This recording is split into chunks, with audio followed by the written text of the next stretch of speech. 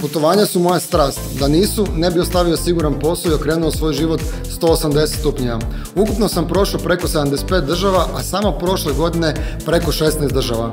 Amerika je zapravo ostavila najviše traga na meni prošle godine, jer sam se najviše hranio junk foodom. Jedan od glavnih razloga zašto volim putovati je svakako hrana. Volim isprobavati nove okuse i to u ogromnim količinama. Po povratku u Hrvatsku odlučio sam uzeti predah od putovanja i posvetiti se sebi.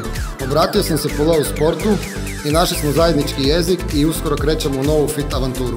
Mene je pripala čast raditi sa Kristijanom i nadam se da ću ga dovesti do željnog izgleda, do njegovog sljedećeg putovanja. Smatram i veselim se uspjehu tog projekta i da će Kristijan biti konačno zadovoljan sa sobom i da će ostvariti svoj cilj, da bude fit i da nastavi takav način života. Drago mi je da sam dio ovog projekta koji ima prvenstveno za cilj naučiti Kristijana kako da dugoročno održava svoje tijelo zdravim.